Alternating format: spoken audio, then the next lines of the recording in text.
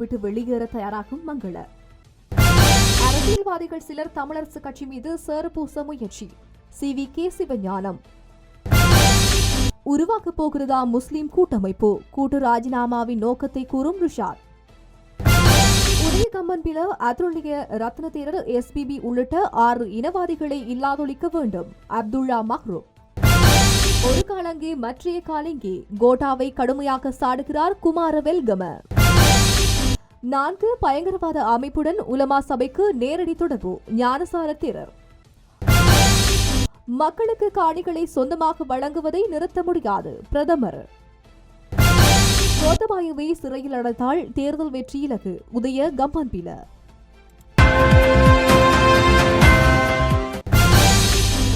அடுத்து பொது தேர்தலின் பின்னர் தான் அரசியல் வாழ்க்கையிலிருந்து ஓய்வு பெறப்போவதாக அமைச்சர் மங்கள சமரவீர தெரிவித்துள்ளார். மாத்தறை பிரதேசத்தில் இடம்பெற்ற நிகழ்வில் கலந்து கொண்டு கருத்து வெளியிடும் போதே அவர் இவ்வாறு குறிப்பிட்டுள்ளார். மங்கள சமரவீரவின் 30 வருட அரசியல் வாழ்க்கை நிறைவிற்காக விசேட நிகழ்வு ஒன்று இவ்வாறு ஏற்பாடு செய்யப்பட்டிருந்தது. எதிர்வரும் பொதுத் தேர்தலில் தனது இறுதித் தேர்தலாக இருக்கும் என அவர் குறிப்பிட்டுள்ளார். தற்போது எனக்கு 63 வயதாகிறது. இன்னும் 5 வருடங்கள் சேவை செய்தாலே போதும். நாம் அனைவரும் ஓய்வு பெற வேண்டிய நேரத்தை அறிந்திருக்க வேண்டும் என அமைச்சர் மங்கள சமரவீர மேலும் தெரிவித்துள்ளார். தமிழ் மக்களின் உரிமைகள் ஜனநாயக வாழ்வில் அல்லது சாத்வீக வழியில் தீர்க்கப்பட வேண்டும் என கூறிய தமிழ் தேசிய கூட்டமைப்பின் தலைவர் இரா சம்பந்தன் ஆயுத போராட்டம் மீண்டும் வேண்டும் என்று கூறியது இல்லை என தமிழரசு கட்சியின் சிரேஷ்ட உபத்தலைவர் CVK சிவஞானம் தெரிவித்துள்ளார். இவ்விடயம் தொடர்பாக நேற்று அவருடைய இல்லத்தில் நடைபெற்ற ஊடகவியலாளர் சந்திப்பில் கலந்து கொண்டு கருத்து தெரிவிக்கும் போதே அவர் மேற்கண்டவாறு தெரிவித்துள்ளார். கடந்த மாதம் இடம்பெற்ற தமிழரசு கட்சியின் 16வது தேசிய மாநாட்டில் தமிழ் தேசிய கூட்டமைப்பின் தலைவர் இரா சம்பந்தன் ஆற்றிய உரையில் கூறப்பட்டதாக கூறி சில விடயங்கள் வெளியே வந்திருக்கின்றது. குறிப்பாக அரசியல்வாதிகள் சிலர் தமிழரசு கட்சி மீது சேறுபூச முயற்சித்திருக்கின்றார்கள். இந்த நிலையில் அந்த கூட்டத்தில் இருந்தவர் என்ற வகையிலும் தமிழரசு கட்சியின் சிரேஷ்ட உபதலைவர் என்ற வகையிலும் இரா சம்பந்தன் பேசாத ஒரு விடயத்தை பேசியதாக கூறப்படுவது பொய் என நான் கூற விரும்புகின்றேன். அவர் அந்த கூட்டத்தில் ஆயுத போராட்டம் ஒன்று தேவை அல்லது மீண்டும் தமிழர்கள் ஆயுதம் தாங்கி போராட வேண்டும் என கூறியதாக கதைகள் வெளியே சொல்லப்படுகின்றது. ஆனால் உண்மையில் அவர் அங்கே கூறிய விடயம் வேறு. அதாவது பிரேமதாச காலத்தில் அரசியல் தீர்வு குறித்து பேசப்பட்டது. சந்திரிகா காலத்தில் தீர்வு குறித்து பேசப்பட்டது. மஹிந்த காலத்திலும் பேசப்பட்டது. ஆனால் அதையே இப்போது மறக்க பார்க்கிறீர்கள் எனவும் தமிழீழ விடுதலை புலிகள் காலத்தில் தீர்வு விடயத்தில் காட்டப்பட்ட வேகத்தை எதற்காக இப்போது காட்டவில்லை எனவும் கேள்வி எழுப்பினாரே தவிர மீண்டும் ஆயுதம் ஏந்த வேண்டும், மீண்டும் போராட்டம் வர வேண்டும் என கூறவில்லை. இந்த நிலையில் சிலர் தங்களுடைய கற்பனைகளுக்கு ஏற்றபடி கற்பிதம் செய்துள்ளனர்.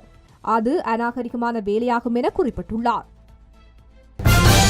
முஸ்லிம் கூட்டமைப்பை உருவாக்கப் போவதாக பேச்சுக்கள் எதுவும் உத்தியோகபூர்வமானதாக நடைபெற்றிருக்கவில்லை என முன்னாள் அமைச்சரும் அகில இலங்கை மக்கள் காங்கிரஸ் தலைவருமான ரிஷாத் பதியுதீன் தெரிவித்துள்ளார்.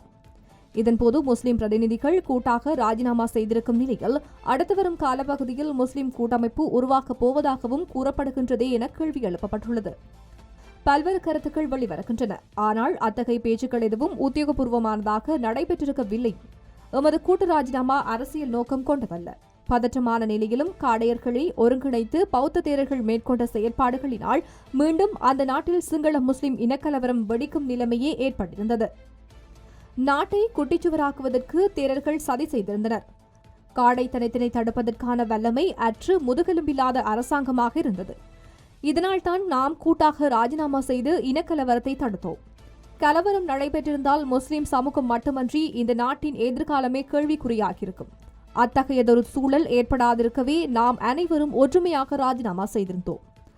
தற்போது நாம் ஒற்றுமையாகவே சமூகம் சார்ந்து நாடு சார்ந்து செயற்படுகின்றோம். மேலும் தேர்தல் ஒன்று அறிவிக்கப்படுகின்ற போதுதான் அது பற்றி சிந்திக்கலாம் என சுட்டிக்காட்டியுள்ளார்.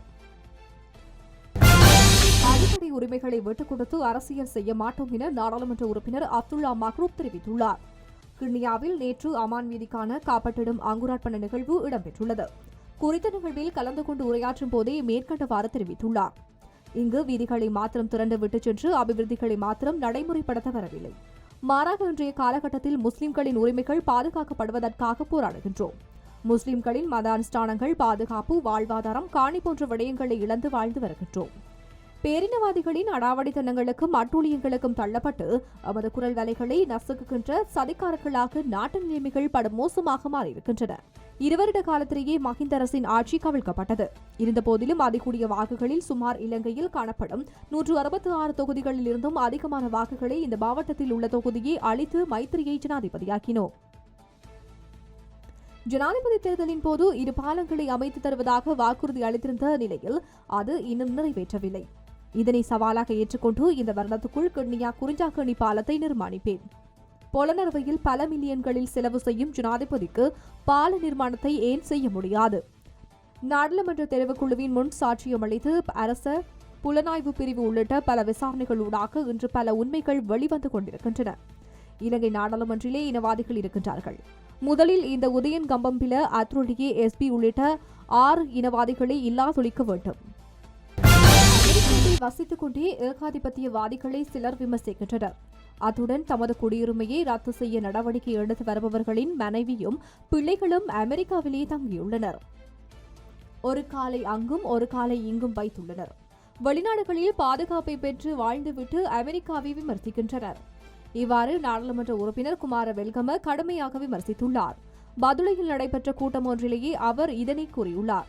அங்கு அவர் மேலும் உரையாற்றுகையில், நாட்டில் எப்போதும் அமெரிக்காவை பற்றியே பேசுகின்றனர். தொலைக்காட்சியில் பார்த்தாலும் கூட்டங்களை நடத்தினாலும் அமெரிக்க ஏகாதிபத்தியத்துக்கு எதிராகவே பேசுகின்றது. எனினும் நமது தலைவர்கள் எத்தனை பேர் அமெரிக்காவில் இருக்கின்றனர்? தற்போது அமெரிக்காவுக்கு எதிராக பேசினாலும் மனைவி அமெரிக்காவில் இருக்கின்றார். மனைவி டிஸ்டிலேனில் லாலிபாப் சாப்பிடுகின்றார். புதல்வர்கள் அமெரிக்காவில் இருக்கின்றனர். மேலும் சில தலைவர்களின் மனைவி, மகன் மற்றும் மகள் ஆகியோர் ஆஸ்திரேலியாவில் இருக்கின்றனர். மற்றும் ஒரு தலைவரின் மகள் அமெரிக்காவில் இருக்கின்றார். நமது கட்சியின் பிரதான அமைப்பாளர்களின் முழு குடும்பமும் அமெரிக்காவில் தான் இருக்கின்றது. சிலர் குடியுரிமையை ரத்து செய்யவில்லை, கடவுச்சீட்டை மட்டுமே ஒப்படைத்துள்ளனர். குடியுரிமையை ரத்து செய்துவிட்டு வந்தாலும் மனைவியும் மகனும் அமெரிக்காவிலே இருப்பார்கள். ஒரு காலை அங்கும் ஒரு காலை இங்கும் வைத்துள்ளனர். வெளிநாடுகளில் பாதுகாப்பை பெற்று வாழ்ந்துவிட்டு அமெரிக்காவை விமர்சிக்கின்றனர். இதுதான் நகைச்சுவை. இதுதான் பொறுத்துக்கொள்ள முடியவில்லை. ஜனாதிபதி தேர்தலில் மஹிந்த ராஜபக்ஷ போட்டியிட முடியாது என்றால் அடுத்திருக்கும் சிரேஷ்ட தலைவரை நிறுத்துங்கள்.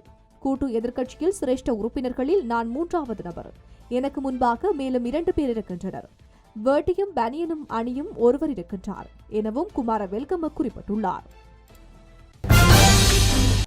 இலங்கை உலமா சபை 4 பயங்கரவாத அமைப்புகளுடன் நேரடி தொடர்புகளை வைத்துள்ளதால் அவர்களுடன் பேசுவதை அரசியல் தலைவர்கள் உடனடியாக நிறுத்த வேண்டும் என பொதுபல சேனா அமைப்பின் பொதுச் செயலாளர் கலகொட அத்தே ஞானசார தெரிவித்துள்ளார்.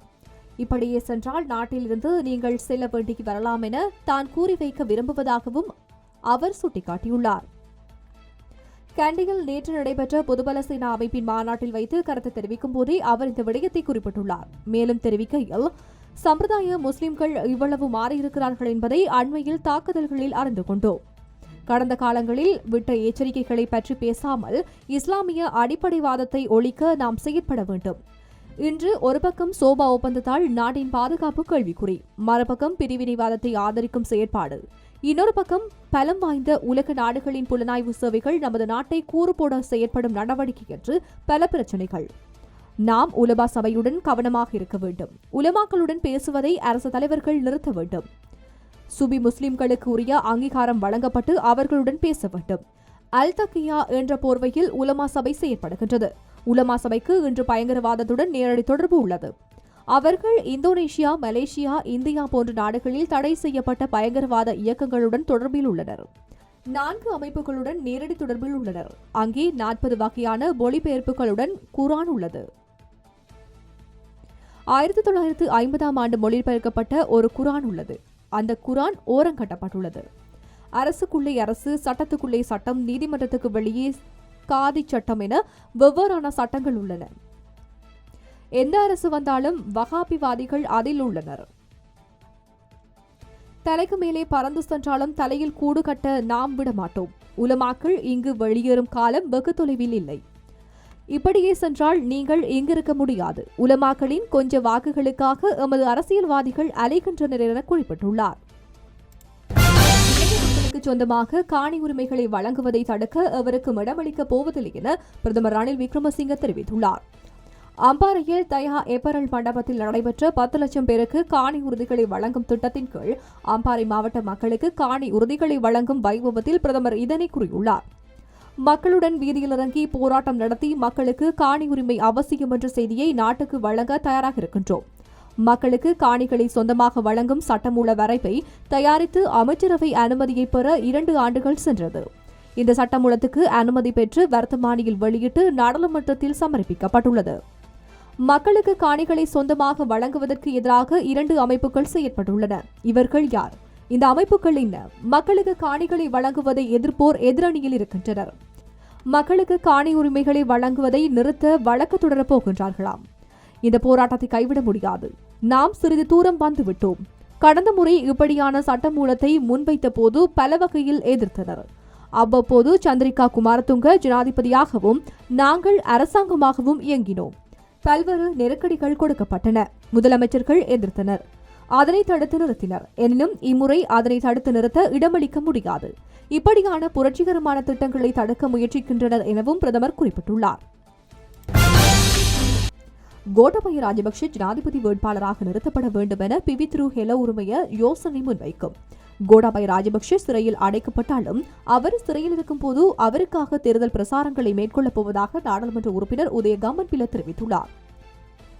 எம்புல்டலிய மெக்ரின் ஹோட்டலில் நடைபெற்ற பிவித்ரு ஹெல உரிமையவின் விசேட செய்தியாளர் சந்திப்பில் அவர் இதனை கூறியுள்ளார். சிறையில் இருக்கும் போது தேர்தலில் வெற்றி பெறுவது மிகவும் இலகுவானது என்பது கடந்த கால அனுபவங்கள் மூலம் அறிந்து கொள்ள முடியும்.